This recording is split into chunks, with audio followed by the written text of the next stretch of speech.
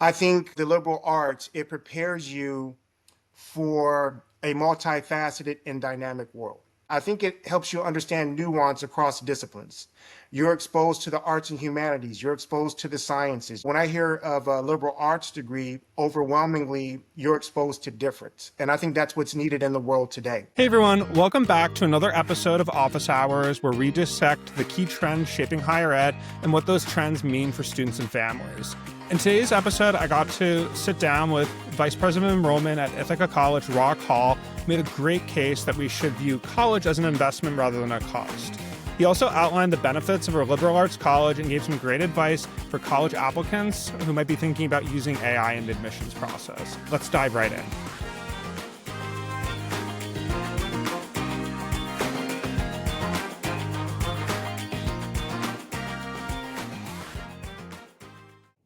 Hey everyone, I'm Will Geiger, co-founder of Scholarships 360, and today I'm excited to be joined by Rock Hall, who's the Vice President of Enrollment Management at Ithaca College.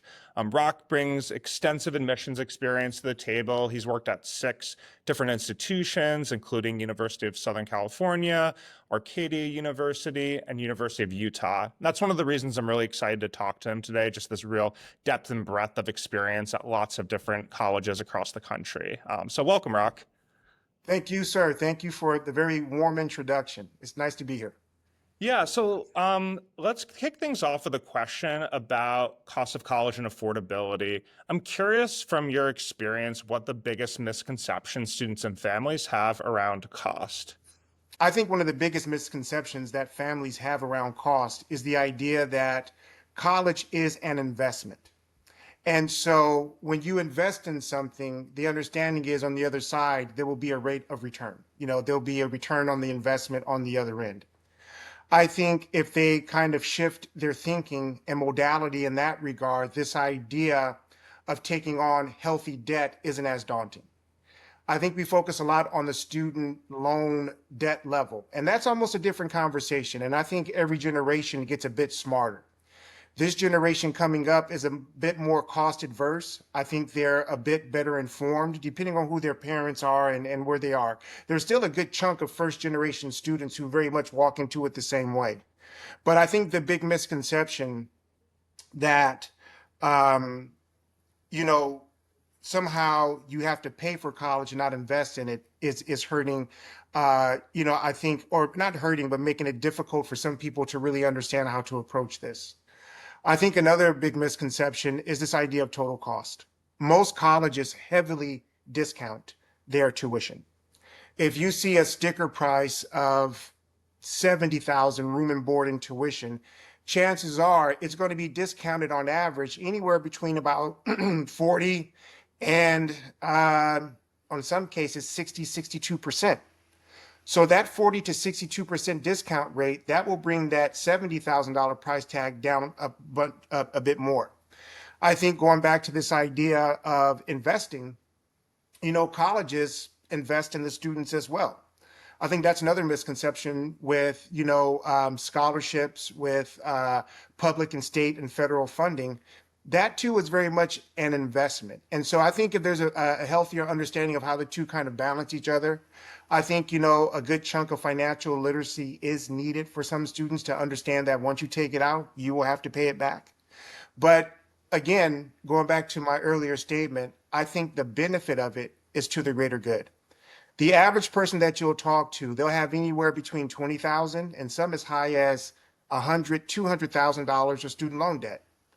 Every single person or most people that you talk to, absolutely, they say it was worth it and I'd do it again.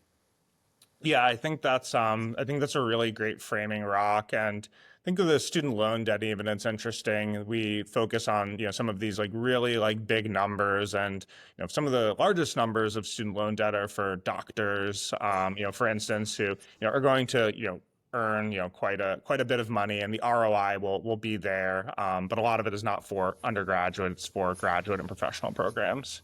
I agree. I agree. Yeah. Um, Well, one of the big ways that Ithaca College is tackling this is with the Ithaca Commitment. I was, just curious if you could share a little bit more about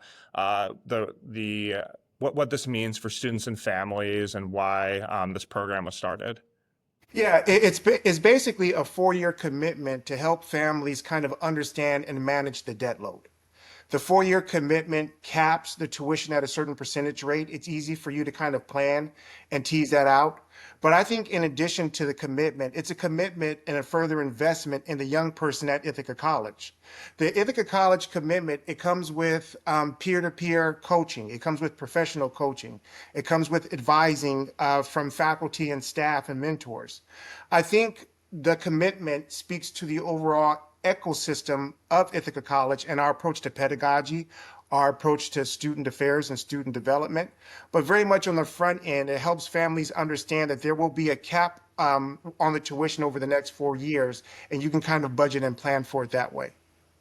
Yeah, I love that. Just both the incentive alignment with the professional coaching and just making sure that students are realizing the return on the investment, but also just the certainty around pricing. I think that's something that's always really challenging for families.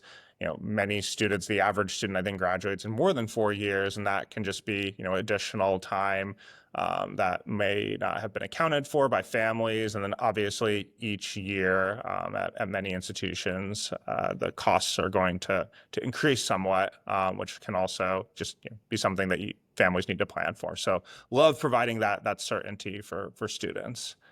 Um, Switch gears a little bit. I know one of the mentioned earlier, one of the reasons I was excited to talk to you is your experience at different types of institutions. I know you're at a school that has a strong liberal arts tradition. Liberal arts are something that maybe a little bit, students might be a little bit skeptical of that these days, just thinking about that return, thinking about career readiness. I'm a history major, so a big fan of the liberal arts. I'm curious why, based on all of this experience that you have, why should students, consider a liberal arts institution? Well, if we're thinking of the liberal arts, I'm going to lean very heavily into EQ, emotional quotient. I think, the liberal arts, it prepares you for a multifaceted and dynamic world. I mean, there's something to be said about IQ. There's something to be said about the engineers. There's something to be said about, the brain surgeons and people of that nature. But I think with respect to a healthy team dynamic and an ecosystem, having a liberal arts discipline and a liberal arts degree, I think it helps you understand nuance across disciplines. You're exposed to the arts and humanities. You're exposed to the sciences. You're exposed to a certain aspect of health management. I think, when I hear of a liberal arts degree, overwhelmingly, you're exposed to difference. And I think that's what's needed in the world today. There's been a punctuated shift between the understanding of IQ and EQ and how it plays out in team dynamics. Now, most people would say in a perfect world, you'll have a healthy balance of both. But overwhelmingly, teams are slanted, they're uneven. But those who show a greater emotional quotient, I think they're more mindful leaders. They have the ability to listen a bit more dispassionately. They understand that it's about correlation and not exactly lining things up. And I think, within the liberal arts, across disciplines, you understand this idea of problem solving, team differences, and pulling in strengths. Most CEOs, or it used to be true, I have to double check, but there was a time most CEOs had liberal arts degrees. You know, our roster of alumni is impressive. You often hear of Bob Iger. How could you not talk about Bob Iger? You hear about David Muir. You hear about other industry leaders who come from Ithaca College, and that is a liberal arts degree. And so to have a liberal arts degree from Ithaca and to be the chair of Disney, I think that kind of speaks to what I'm talking about, this understanding of mindful leadership, mindful listening, understanding disciplines and acumen across different sectors. And more importantly, having the ability to galvanize those differences into one direction and have everyone kind of row the boat in the same direction. Yeah, I think that's a really great summation, Rock. Those are some of the cons. I know there's a lot that's uncertain in the world, a lot that's changing in the world, but that is what we know. We know that things are going to continue to change. We know that you're going to have to be working with other people. You're going to have to, think critically, think independently, communicate well. While I don't know, it's kind of funny. Just I think the wisdom was, even a decade ago, 5 years ago, just learning how to like code, learning how to program, and just in the past year, a lot of that has been completely upended with different AI tools. Very Uh, so. And yeah, I think the liberal arts just provide such a wonderful foundation, wherever a student is taken in life, and also just in this really uncertain world. But I think, yeah, I remember that stat. I think at one point, a large, or maybe it was one of the top liberal arts majors was history majors. I remember that when I was a history major myself, and they were, trying to provide some data points around why history was a great discipline to study. Well, even same here. My degree is broadcast journalism. In many regards, I consider myself a journalist.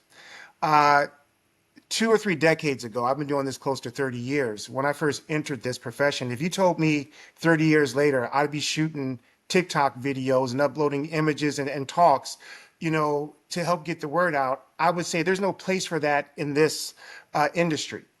Fast forward 30 years later, like you said, the punctuated shifts in technology, the punctuated shifts in thinking, it's very much par for the course now. You're hosting a podcast.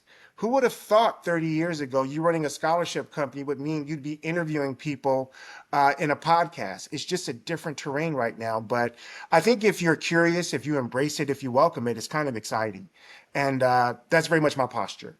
Yeah, I completely agree. I think there's a lot of, I think you, yeah, have to, we want to focus on all of these wonderful opportunities. And even just this, telling you before with this like software, it's like so reasonably affordable. And it's just like really driving down the cost of these really cool tools to be able to do so much, which is, yeah, really, really thrilling. And I'm sure just so much opportunities for students who are in college now and getting ready to launch their careers. Um, I'm curious, Rock, just on this like topic of tech and AI. This is such a big focus in education, and particularly in higher ed these days. What is the state of things at Ithaca right now, in your Right. office as far as AI implementation? We are heavily leaning into it. Dave Weil, he's our senior vice president for IT and human resources. A really, really good guy. And he's very smart and very curious on this front. And so, Dave, at the direction of the president, he leads a task force on AI. And we're exploring every aspect of it. How does a recruiter agent work? How does a digital AI one stop look? There was a time you needed physical structures within college campuses to create synergies. And now with AI, this idea that you can create actually a virtual one-stop shop that did the exact same thing those physical structures did as recently as maybe 10, 15 years ago, give or take. A lot of one-stop shops have been decentralized and they've kind of come and gone. But this idea that you can, in real time, triage a litany of questions or concerns, and direct people as they enter. It used to be that classic saying every Monday morning, how many calls did I miss over the weekend? I think with AI, you have the ability, again, not only as an answering machine to take calls, but in real time, you can intercept calls, you can triage them out to housing, financial aid, the bursar, campus security, whatever you need to do in a real time fashion. And so I think the speed of and the relay of this idea of customer service, because in many regards, we are a customer service industry. Going back to the punctuation in AI, you can sit down with Khan Academy and a chat bot and probably become proficient in any area you wanted to study. But this idea of service, this idea of providing a concierge experience, this idea of being able to cultivate a market earlier. I think AI really speaks to a lot of those dynamics. And again, the ability for it to intake, output 24/7, and volume is no issue. There was a time you talked about bandwidth and capacity because humans have scale. AI, whether it's 100, or 10,000, it's the exact same keystroke and it runs. I mean, there's a lot we have to understand. There is a lot of bias in AI because humans built the ship. But like any tool or technology, I think broadly speaking, it is to the greater good if you use it to that end. Yeah, I think back on I think back on my own college admissions experience, the days when we would recalculate GPAs. I'd have my second monitor open and Microsoft Excel, and like honestly, that was a really, time intensive part of the reading process. And I just saw on LinkedIn this morning a VP of enrollment posted something about how they're using an AI tool to recalculate all GPAs. And I just think that that's just such a great example of you're bringing efficiencies and then allowing your admissions officers more time for that service part, as you mentioned, part of the job. You can spend more time with families, more time, proactively talking to admitted students, writing more thoughtful, personalized emails, and that's I think, a real benefit for the institution and also for the students. I And think so. There was a time when I was at the University of Southern California. At the height of file review season, it was expected you would read 100 plus applications a day. And so people would argue, well, if AI does it, how qualitative can it be? And to your point, when humans did it, we had 100 plus applications we had to read per day. We had to really go through it manually and make sense of it. I think AI has the ability to do the same thing quantitatively and give us the information quantitatively that we need to have the qualitative engagements later. I mean, imagine you're reading 100 plus applications a day. There were times we were given the okay to just go to voicemail, put the phones on voicemail because we had to read the applications. And so I do think this idea of AI, it really augments what we do. And some people have a fear that it may replace you. I think with any new technology comes new industry. Whenever you have a new technology, whenever you have a new phenomenon, any kind of novelty, it's human nature. We create new industry around it. So I think to that end, continue to embrace it and understand it. And if I could build a time machine and go back, I would love to see what AI would have done with my USC files back in the day when I was cranking out 100 reads a day. yeah, no, I definitely remember that in, peak reading season. And I think even I understand the concerns over bias, and this is something that humans built, as you put it, humans have built this ship. But as an admissions officer, that like 99th file you're reading, like you're probably like a bit tired, and it's not like we're doing our best, but there's going to be, it's not a perfect system with human beings. And that's one nice thing. AI does not get tired. They don't need that extra cup of coffee to keep them going. Yeah, so true. So true.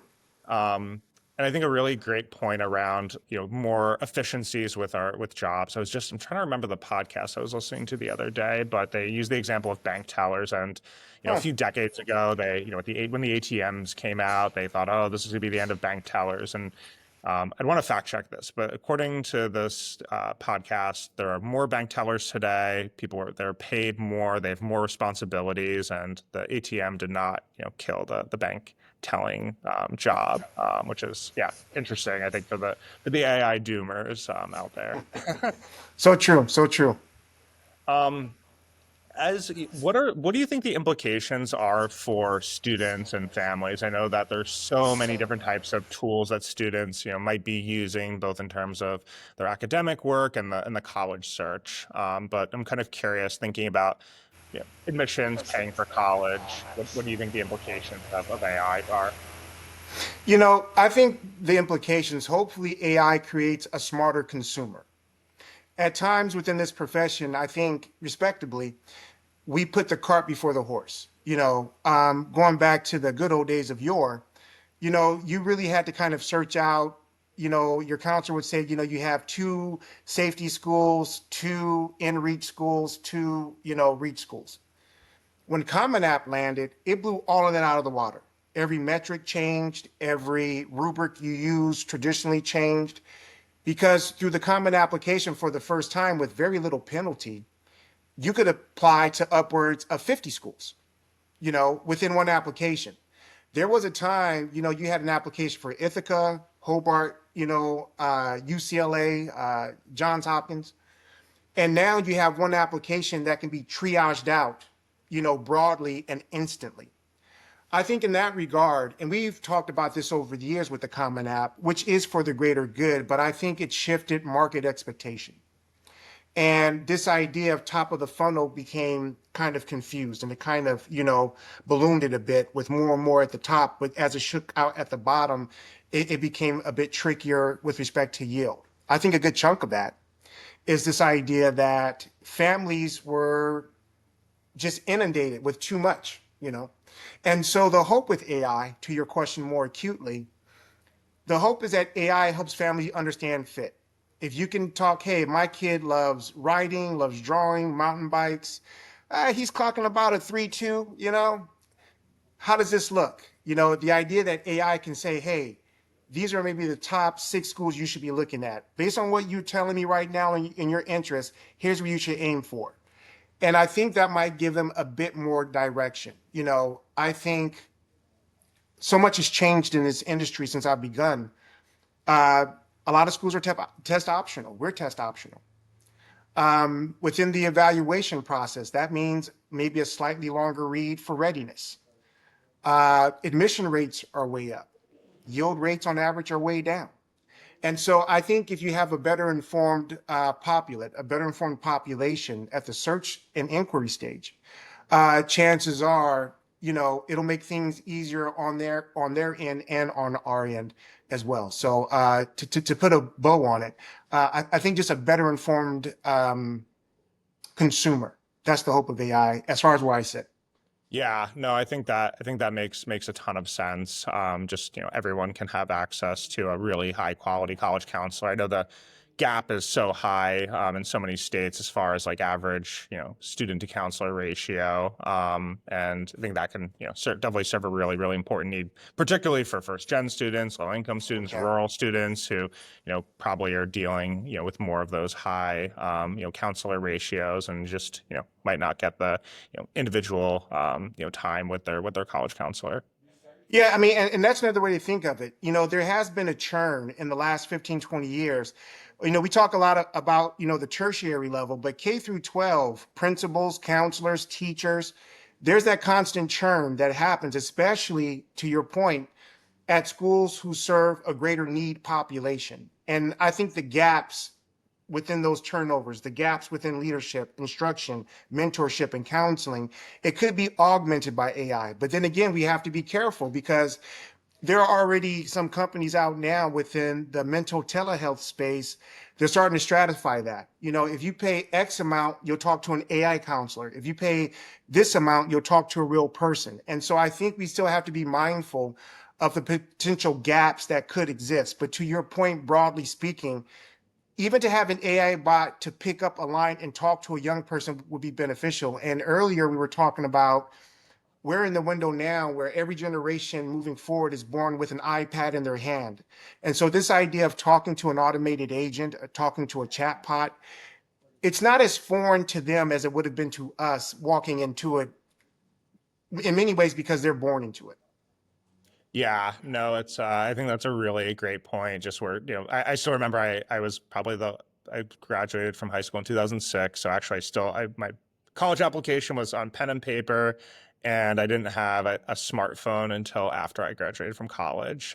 So it's yeah, I think that's a great thing about, I'm sure on your end you have younger admissions officers in the office who are just, much they're have experienced this personally. On our end, we hired some interns this summer who are in college right now, and it's just been really great to have their perspective just as they're experiencing this as young people. Um, so for the last question, Rock, it's kind of a big one. I'm curious whether you think higher ed is needed in this digital age of AI. Very much so. I think education continues to be the great leverager of society. I think it's one of the greatest goods within society. Again, we focus a lot on loan debt. We focus a lot on,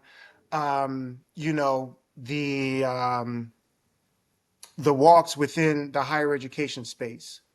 I would shudder to think what would happen if we didn't have higher education. Now, on some aspects, you're absolutely right. Is it needed? Math is math, English is English. Do we still need to kind of teach those in the traditional ways? Who knows?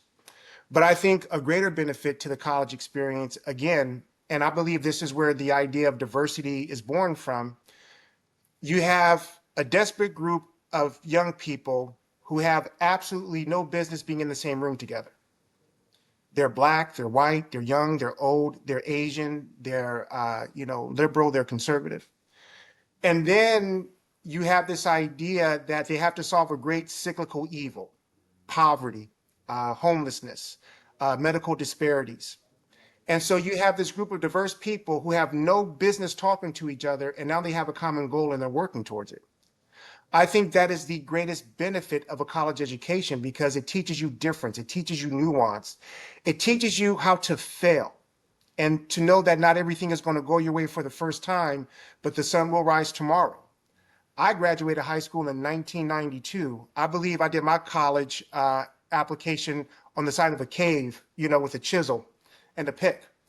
And, in that time, so much has changed within the world. And I think the great leverager within all of that, change and egress is this idea that people have the ability to think through it. A lot of times people focus on college and universities and they talk about them like industries, and they're not a traditional industries. I've seen businesses and enterprises come and go. Woolworths, Montgomery Wards, the Yugo. Throughout all that time, colleges and universities broadly have endured through all of those changes in industry, in society, in political stances, because they think their way through it. And so, and to wrap it up, I would say don't look at college as quid pro quo. A lot of people do that. What am I getting? What am I getting? Look at college as a part of your journey where you're going to meet people from around the world. You're going to debate and disagree. And chances are, when you're in the world and you're a policymaker, a teacher, a doctor, a business person, when something frustrates you, when something doesn't make sense to you, when something is just different from you, in that moment, you have the ability to pause and think through it. And so, to that end, I will always put my money on colleges and universities. They have really endured time, war, slavery, segregation, civil rights, Jim Crow, COVID pandemics, and I think we're still needed. Yeah, I love that. I think that's a great positive note to wrap up on, Rock. Well, thanks so much for joining us. This has been a really fantastic conversation, and hope you have a great rest of the day. You too, brother. Be well. Good to see you, Will.